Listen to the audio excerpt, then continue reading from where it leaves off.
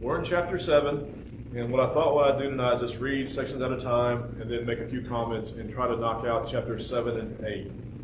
Well, we're at the point now where Noah and his family are getting ready to go into the ark, and the flood is coming. Keep in mind also that as far as we know, the earth had never seen rain at this time. So this whole flooding event was going to be something very new to them. It was going to be something that completely unpredictable, and therefore probably made Noah's task while he preached, while he was preparing the ark, more difficult, because he was preaching about something, an impending doom that the world had never experienced. But keep in mind, that's exactly what we're doing, right? We're telling the world that judgment is coming, a judgment like the world has never seen. And people, they're scoffers today, just like there were scoffers in his time. So let's see what we can learn from Noah and his family. We're going to read the first 6 verses together. And the Lord said unto Noah, Come thou and all thy house into the ark, for thee I have seen righteous before me in this generation. Of every clean beast thou shalt take to thee by 7s, the male and his female. And of the beasts that are not clean by 2, the male and his female. Of the fowls also of the air by 7s, the male and the female, to keep seed alive upon the face of all the earth. For yet 7 days, and I will cause it to rain upon the earth 40 days and 40 nights, and every living substance that I have made will I destroy from off the face of the earth. And Noah did according unto all the Lord God commanded him. And Noah was 600 years old when the flood of waters was upon the earth. So we see the classic picture that we've learned from childhood in Bible class. Noah has completed the ark, and God is now sending him the animals 2 by 2. Now, in most depictions you see that very thing, the 2 by 2, right? The male and the female. What do we get some additional information here, though? Were they all just 2 by 2, or were there some additional animals along the way? There was additional animals. We read about the clean animals coming in pairs of 7 now. The question is, why would God want more of the clean animals versus the unclean animals? Yeah, because they had dietary. In the Mosaical law, the dietary code is codified. I don't know. I don't think it's been done here. At least it's not recorded. But we can assume, perhaps, potentially, they had a dietary code already of like what were clean and unclean animals, and also for sacrifice purposes, like you were pointing out. The animals, they were going to have animals for sacrifice, because when we get to the end of chapter 8, the very first thing that they're going to do after the flood is abated is they're going to build an altar, which had never been mentioned before, recorded in the Bible, which actually means, which I thought was unique, I didn't actually remember until I read it in Jerry's notes, it actually means a place of slaughter. That's what the word altar actually means. And that's what they were going to do. They were going to sacrifice animals. Well, if you only had 2 animals, and you get off the ark a year later, and you kill those 2, well, guess what you've just done? You wiped out a whole species of clean animals, and you couldn't do that. So the animals are coming to Noah. And we have that phrase again in verse 5, just like we had at the end of chapter 6, verse 22. And Noah did according unto all the Lord commanded him. Again, back in chapter 6 and verse 8, we were told that Noah found grace in the eyes of the Lord. God was going to give him instructions on how to save his family. Noah acted on that grace by doing part of what God said, by doing all that God said. And when he did all that God said, then he would be blessed, then he would be saved. That applies to us today in salvation. We can't do part of what God has asked us. We can't believe only. We can't repent and believe only. We have to do all that God says. And once we do all that God says, we can then expect the salvation just like Noah experienced in his day. And it tells us how old Noah was when he went into the ark. He was 600 years old. So he wasn't just a spring chicken. He was an older man. I know they probably aged at a much slower rate because they were out doing things. He was building an ark to this point. So you don't see many 500-year-old guys building boats anymore. So he was able to do things that we would consider like typical. There's no such thing as typical 600-year-old. But he wasn't an ancient man. But he was definitely older, right? So let's keep on reading. Verses 7 through 10, it says, And Noah went in, and his sons and his wife and his sons' wives with him, into the ark because of the waters of the flood. of the clean beasts and of the beasts that are not clean, and of fowls and of everything that creepeth upon the earth, there went in two and two unto Noah into the ark, the male and the female, as God had commanded Noah. And it came to pass after 7 days that the waters of the flood were upon the earth. So, again, something I never had considered. You think that Noah goes in the ark and the flood starts. They have to fill that ark. That's going to take some time, because even with the animals being sent to him by God, there was 3 stories to the ark. It was a sizable boat. It was going to take just a logistical time to fill the ark. So it seems like the ark is filling up in the course of a week as the flood is getting ready to come. They are working and getting ready to do for the impending event. Continuing on. Oh man, let's see if I can. I'm going to start with 16. We'll break it in half, 11 through 16. In the 600th year of Noah's life, in the 2nd month, in the 17th day of the month, the same day were all the fountains of the great deep broken up, and all the windows of heaven were opened up. So we see again, the water event is not just rain coming from the sky down. The fountains of the deep are being broken up, and water is coming up out of the ground too. So the water is coming from 2 different places to flood the earth. And the rain was upon the earth 40 days and 40 nights. In the selfsame day entered Noah, Shem, Ham, and Japheth, the sons of Noah, Noah's wife, and the 3 wives of his sons with them into the ark. They and every beast after his kind, and all the cattle after their kind, and every creeping thing that creepeth upon the earth after his kind, and every fowl after his kind, every bird of every sort. And they went in unto Noah into the ark, 2 and 2 of all flesh, wherein is a breath of life. And they that went in male and female of all flesh, as God had commanded him, and the Lord shut him in. So you got to think about that again logistically. As they're all going into the ark had the one door as per God's description. The ark had the one window as per God's description. But if you get inside, I guess there would be maybe a way with pulleys and ropes they could actually shut the door from the inside. But it says that God shut him in. God shut that door and sealed it, preparing it for its 1-year ride upon the face of the waters. The analogy is going to be made, and rightfully so, between the ark and God's church. Whenever we do what is necessary to become a Christian and we get into God's kingdom, into God's church, we are in a spiritual version of the physical ark, and God shuts us in. Now, you can ask yourself the question, could anybody in Noah's ark have left that boat of their own accord? Yeah, I guess they wanted to. If they were crazy enough, they could open the window and jump off the side and perish with the rest of the people there, right? So can people leave the church of their own will? Yes, they can. But again, as long as we want to be in the church, as long as we do what's necessary to be in the church, God has shut this in. The equivalent verse would be in the New Testament that no man can pluck us out of his hand. No one can take us out of God's being in that safe state with God. The only one that can remove us is ourselves. If we choose to leave, God allows us to go. Let's read the rest of the chapter now. And the flood was 40 days upon the earth, and the waters increased and bare up the ark. And it was lifted up above the earth, and the waters prevailed and were increased greatly upon the earth. And the ark went upon the face of the waters. And the waters prevailed exceedingly upon the earth, and all the high hills or mountains that were under the whole heavens were covered. 15 cubits upward did the water prevail, and the mountains were covered. So again, people make I'll pause there, people make the argument this was a local flood, if it's a true story at all. So whatever mountains were in the region, and we know that the ark was going to come to rest on in the mountains of Ararat, not specifically the Mount of Ararat, as some people believe. But those mountains are not little foothills like the Lakey foothills. Those are mountains. And here it says the mountains were covered by 15 cubits, roughly 22 feet. That's not a localized flood.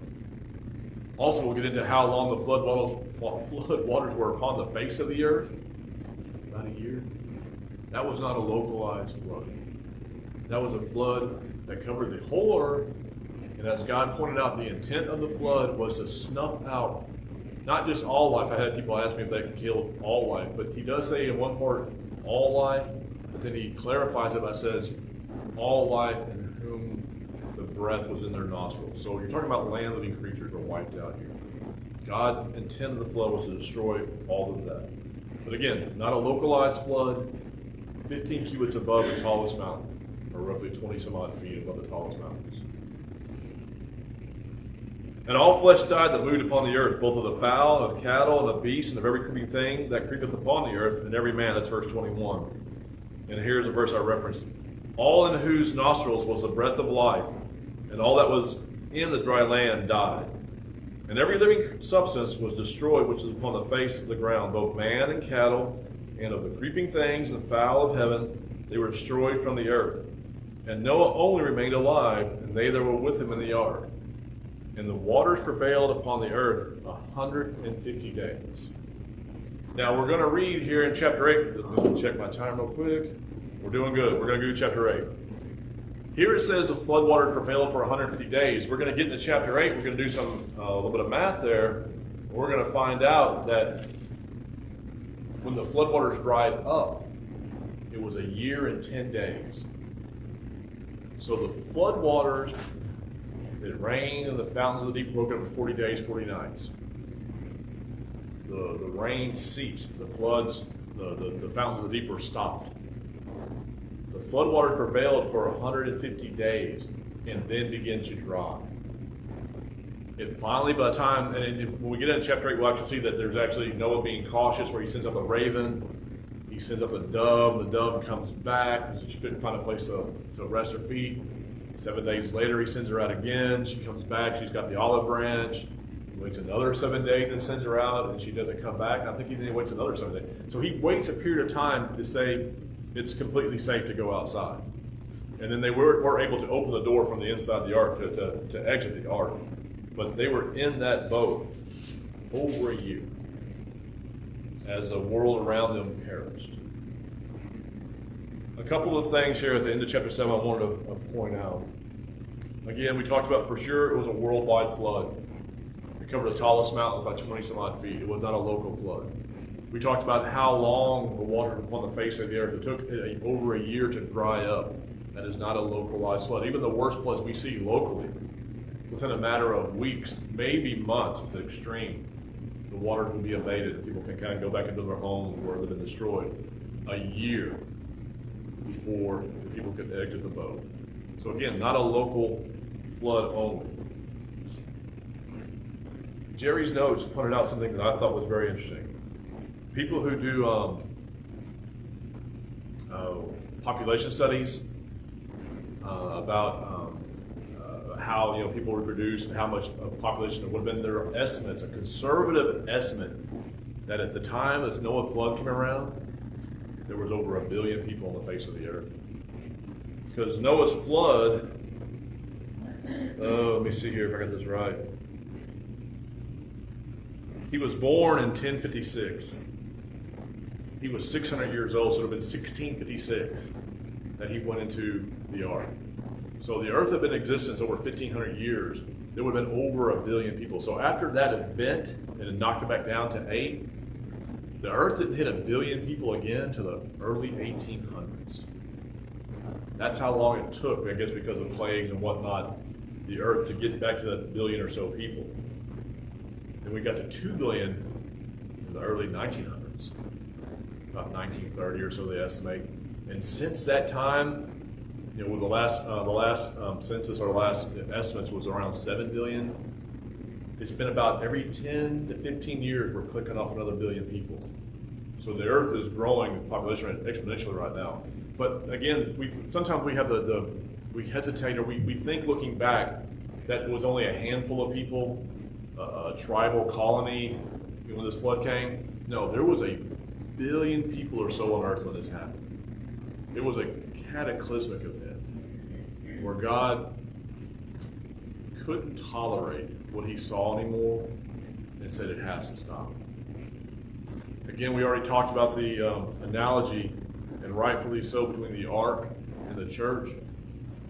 If you're familiar with 1 Peter 3:21, it talks about how, matter of fact, let me go ahead and just turn over there and not just paraphrase this, but when talking about Jesus' suffering, he gets down to the latter part of 1 Peter chapter 3. He talks about Christ suffering for the just and the unjust in verse 18, that he might bring us to God. He then talks about how he went in the Spirit, he preached to the spirits in prison, and some people make a really big thing about this, saying that Christ went and talked to those who were punished, during the flood in the Hadean world. That's not true. I mean, what would he go preach to those people? They have no hope, so what are you going to preach to them? I told you so. It's a really sad message to teach. The right interpretation of that would be, again, Christ's preaching through Noah to those people during that time in real time, in Noah's time, to try to convert them. But the example he goes on, he says, in verse 20, which sometime were disobedient, when once the long suffering of God waited in the days of Noah, while the ark was preparing, wherein few, that is 8 souls, that were saved. And verse 21, the like figure whereunto even baptism doth now save us, not the putting away of the filth of the flesh, but the answer of a good conscience toward God by the resurrection of Jesus Christ. The ark separated righteous Noah and his family from an unrighteous world. Their family was saved by the filth of the world, to use that term, being done away with. That's how they were saved, in a physical sense. The church, in a spiritual sense, separates us from the filth of the world. Now, I don't say that to disparage those in the world, because we are all filthy. It's only through the blood of Christ that we have the hope of being washed and being placed in that right relationship with God. But that's what the church does. The church is the modern day ark of Noah. What we can visualize in a children's story, if you will, with Noah's ark, and see it with the physical eye, helps us understand the spiritual relationship of the church and how it saves us. That's why we say there's no salvation outside the church. People have a hard time grasping that because their mind has been poisoned with false doctrine. But if you get to Noah's ark, there was no salvation outside the ark. Well, no duh. I mean, there was a flood. Unless you were in the boat, you were going to die. The same is true of the church. And I know people want to argue today the church is not important. They say, they can just, go to whatever church of your choice. It's not that important. Christ died for the church. He shed his blood for the church, Acts 20 tells us. The church is of utmost importance. So if you want to be in the church, you have to be in the church. Mr. Wolf. To go along with the picture that you have there, if somebody saw Noah making the ark, and they wanted to go make their own boat, their own way, and everything else, and God had given those specifications for the ark, for it to be a specific way, and if people were building all of these other boats out there, not in the way that he had to be built, and if just people piled on that boat, that is not where salvation was. You're exactly right. It's a good point. Because that's basically what people do with denominations, right? Noah, I like what you're saying. I get your drift, but I'm going to build this boat over here. I'm not going to build it as big. I'm going to use this other type of wood because it's closer to my house. This can be for me and my family. We're going to have a different set of rules to get in. Was that boat going to make it? No. That boat would be destroyed with everything else. Same thing with the church. You not only got to be, it's important to be in the church, you have to be in the right church, which is kind of dumb to say because there is no other church, but people's misconception is, I can be of this church or that church. No, you can't. It doesn't work that way. Let's go into chapter 8. We're going to go ahead and finish chapter 8. This, again, talks about how long mainly they were in the ark. Verse 5 verses, and God remembered Noah and every living thing and all the cattle that was with him in the ark, and God made a wind to pass over the earth, and the waters assuaged. And the fountains also of the deep and the windows of heaven were stopped, and the rains from heaven were restrained, and the waters returned from off the earth continually. And after the end of the 150 days, the water were abated. And the ark rested in the 7th month, on the 17th day of the month, upon the mountains of Ararat. And the waters increased continually until the 10th month, and the 10th in the 10th month on the first day of the month, and were the tops of the mountains seen. So now we're starting to see, again, timeline, right? In verse 4, it talks about the 7th month. So on the 17th day, and when and going back into chapter 7, the 600th year of Noah, and the 2nd month on the 17th day, so we exactly have 5 months from that point right there that Noah and his family have been in the ark. So whenever they can start seeing the tops of the mountains again, they'd already been in the boat for almost half a year. That's a long time to be on a boat. If you go on a boat for a day or two, it's enough, right? I went on a cruise once in my life. It was like 4 or 5 days. I never want to be on a boat that long ever again. I can't imagine being on a boat with a bunch of animals for 5 months. That was a tough ride, right? It says the waters continue to decrease, and they finally can see the tops of the mountain. That's about 7 months into it now, so well over half a year. That's in verse 5 of chapter 8. Keeping on, we'll go to 6 through 12. And it came to pass at the end of 40 days that Noah opened the window of the ark which he had made, and he sent forth a raven, which went to and fro until the waters were dried upon the face of the earth. So he sends out the raven never comes back. Unless I'm misreading that. Is that right? He'll read that the raven goes and doesn't come back? Just making sure I'm right about that. I mean, I know I made a critical mistake here a few weeks ago. I don't want to do it again. Back to the ark. It should express the speed that then it would leave on its own accord. He says he went for a raven which went to and fro until the waves were dried up. So I don't. The reason I say that because it goes in verse 8. He said he sent forth a dove from him to see if the waters were abated from off the face of the ground. But the dove found no rest for the sole of her feet, and she returned. So it goes into specifics about the dove coming back. But he just says he lets the raven go. It doesn't talk about the raven anymore. So I don't know if the raven has hung out on the outside of the boat and waited and didn't come back to the window or what, and why he even mentions the raven for that matter. But he does mention the raven going before the dove. I'm not sure why. Never really thought about it. It didn't come back to the window, but it was coming back to the ark because it was going to and fro. Right? But it gives the stipulation in time until the waters were dried up off the earth. True. So there's something.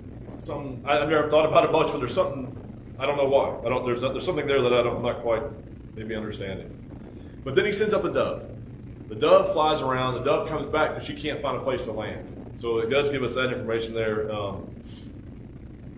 in verse 9 where it says he put it on his hand and pulled her back in. So he waits another 7 days, verse 10, and he sends her out again, the dove of the ark, verse 10. The dove came back to him in the evening, and lo, in her mouth was an olive leaf plucked off, so no one knew the waters were abated from the earth. So again, he sends out the dove again. The dove stays gone all day, but when it does come back, it does have an olive leaf in its mouth. So now, again, not only you know that the ground is dry enough that there's trees, there's stuff growing. And she was able to get a leaf and bring it back. And then in verse 12, he stays another 7 days, and he sends forth a dove, and the dove does not come back at all. So at that point, Noah understands that she can make it on her own out there. There is stuff to eat, there's places to land, there's no need for the dove to come back to the ark. So again, Noah is just being cautious here, I assume, before he opened again. Because you open the door of the ark, there's no closing that again, because they didn't close it to begin with. God closed it, so they have to be sure. They have to be 100% sure. Sealed it up on the outside, you're not going to. Right, you can't reseal that on the outside. So verse 13, we'll go through 19. And it came to pass in the 600th year and first year, in the first month, on the first day of the month, the waters were dried up from off the earth. And Noah removed the covering of the ark, and looked, and behold, the face of the ground was dry. And in the 2nd month, on the 7th and 20th day of the month, was the earth dry. So by my calculations I did, I had that they were on the boat for a year and 10 days. So I can go back and check those dates in that chapter and see if I'm wrong, but that's what I came up with, a year and 10 days that they spent on the ark before they exited. Verse 15. And God spake unto Noah, saying, Go forth of the ark, thou and thy wife, thy sons and thy sons' wives with thee. Bring forth with thee every living thing that is with thee, of all flesh, both of fowl and of cattle, and every creeping thing that creepeth upon the earth, that they may breed abundantly in the earth, and be fruitful and multiply upon the earth. And Noah went forth, and his sons and his wife and his sons' wives with him. Every beast, every creeping thing, and every fowl, and whatsoever creepeth upon the earth, after their kinds, went out forth from the ark. So again, you have the idea not only when they were going on the ark and coming off, it mentions again the idea of kinds. We were reminded of the first part of Genesis when God was creating animals. He said He created them by their kinds. I guess we could probably loosely associate it with our concept of species. Everything has a mate. There's no evolution, no cross species, horses going into fish and vice versa. None of that's going on. There is God created animal pairs. He created animal, what we see in its full life variations. Now, again, there is between interspecies. Like I said, we have the range from a Chihuahua to a Great Dane, right? Selective breeding, you can do that. They're all still dogs. You can't breed dogs together enough to come up with a cat. That doesn't happen. Again, so God is just making that point here, emphasizing again that everything after its kind. The last part of chapter 8, 20 through 22. And Noah builded an altar unto the Lord, and took of every clean beast and of every clean fowl, and offered burnt offerings on the altar. And the Lord smelled a sweet savor, and the Lord said in his heart, I will not curse the ground any more for man's sake. For the imagination of man's heart is evil from his youth, neither will I again smite any more every living thing as I have done. While the earth remaineth, seed time and harvest, cold and heat, summer and winter, and day and night shall not cease. I've often thought about that last little part, last little verse right there, when people get all worked up with the concept of global warming, saying the earth is going to rise X number of degrees, and it's going to be eternal summer and eternal humidity and all that stuff. While the earth remains, seed time and harvest, cold and heat, summer and winter, and day and night shall not cease. That's not going to happen. Not till God comes back. Things will continue much like they are now. You saying that, and I know there's some that talk about the earth being made over, and heaven going to be here on earth, and stuff like that. First part says, while the earth remaineth. Right. Which implies It implies it's not some everlasting. point it won't remain, right? It's not everlasting, and while it does remain, these things will stay in place. Yeah. So, like I said, it's 6:33 and we've done pretty good on time. Like I said, I'm not going to keep you much longer, but a few concluding thoughts. Noah did exactly what God commanded him to do. Therefore, Noah was blessed in his deed. He saved himself, his wife, his 3 sons, and their wives. He preached for probably close to 100 years while he was building that boat and didn't convert a soul.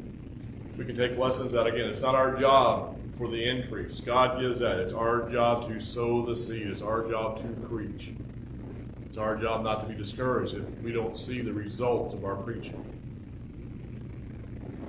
It's important to notice that we're supposed to do everything that God tells us to do. We can't pick and choose. We've always got to be questioning ourselves, trying ourselves to see if we're in the faith, make sure we're doing what God would have us to do. And then after Noah goes through this trial, he builds the ark. He stays in the boat for over a year while the flood is there. The first thing he does when he comes out is worship. He makes the first recorded altar. And he offers sacrifices to God. Be thankful for God saving him and his family. I can only imagine, again, the gratitude that we will have if we are found faithful to God. And I know some people, because we're human, they think about what we're going to do in heaven for all of eternity. We're just going to sing praises of God the whole time, again, thinking again in the physical sense as we get tired and we fatigue and we can't do that. The amount of joy and gratitude that we're going to have if we make it, praising God for eternity, to thank Him for saving us from not just a flood, and it's going to cause physical death that will be over, but eternal punishment will be a very small thing. A very, very small thing. And something else I'm just going to mention in conclusion I thought was just interesting to me. Adam lived 930 years. The genealogy is carried on through Seth that I'm painfully aware of now that I'll never forget in my entire life. The genealogy in chapter 3 goes through Seth. Well, Seth is born, and he was born when Adam was 130, and he lived 912 years. His son, Enos, would have been on the earth when Noah was born in 1056. They would have overlapped for a pretty good period of time. Now, I said earlier there was probably about 1 billion people on earth, so there's not for sure that they got together and visited, but the potential was there. So Noah could have had access to the grandson of Adam and talked to him. And then what I thought was even more fascinating than that, obviously Noah lived a pretty good while after the flood. Abraham was born in 1958. Noah dies in 2026. They overlapped for 7 years. So Abraham could have visited with Noah face to face and got the story. Again, to me, I thought there was this interesting stuff that the patriarchs lived for so long that there was that much overlap. We wonder about how they learned how to do stuff and how we know that God was working with them, teaching them, but still, and they could pass stuff down. You think about what our fathers passed down to us is from our grandparents and whatnot. Can you imagine living for 400, 500, 600 years and what you could pass down to your great grandkids? How well you could perfect gardening or hunting or whatever it might be and pass that down firsthand? Much less the spiritual applications here of what Adam could have told. This is what happened in the garden. What Noah could have told Abraham. This is what happened when we were building the ark. This is what happened afterwards. I know we have the recorded word, but they have maybe some first-hand testimony there. But again, not saying that happened for sure, but still, the possibility is there. Next week,